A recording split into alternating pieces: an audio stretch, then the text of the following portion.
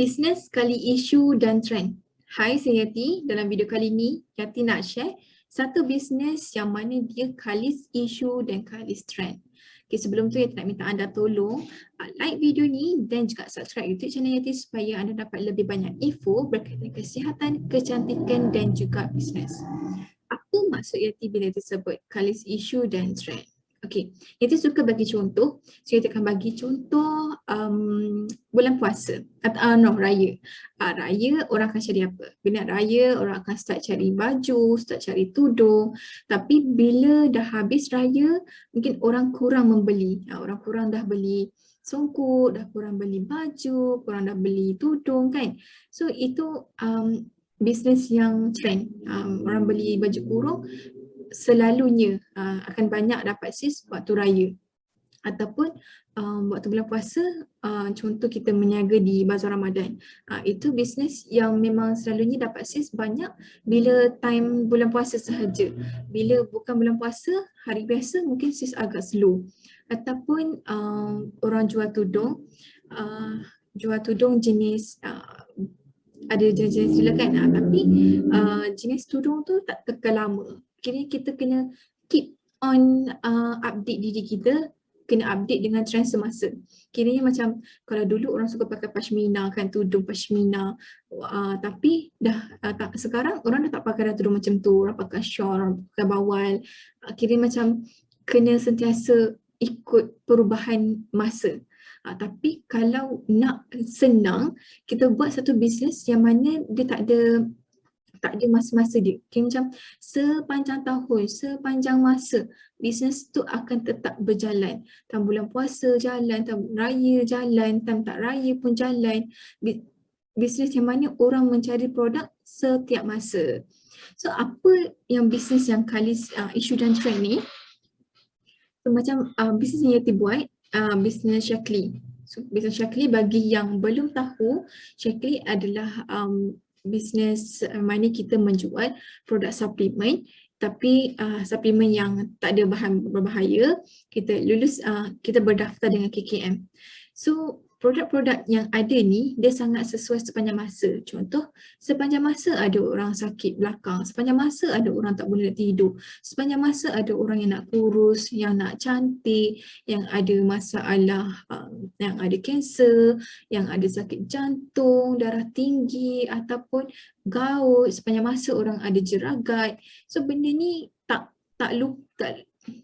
pupus tak sampai ayat tu.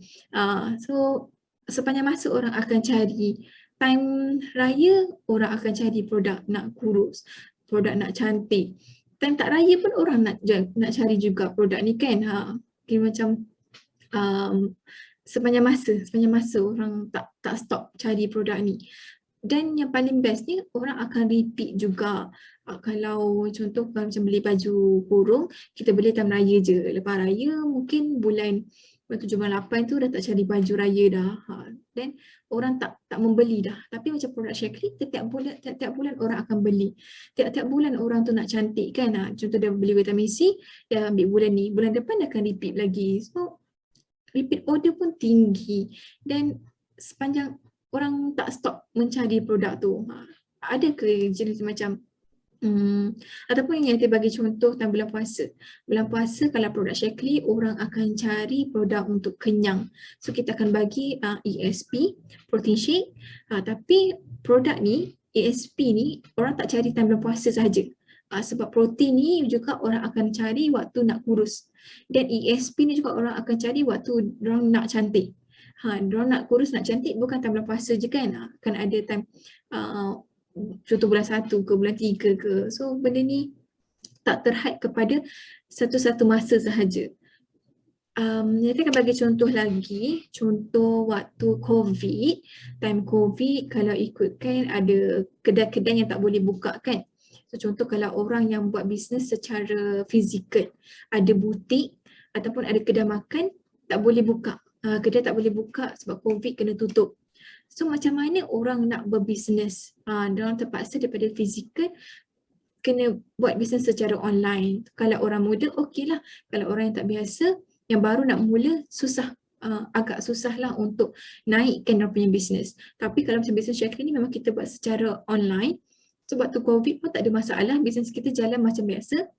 Kita tak perlu stop. Dan dari segi postage, stok pun kita masih okey. Walaupun ada satu masa tu stok kurang, tapi kurang tu sebab ramai yang buat bisnes Shaklee waktu COVID kan.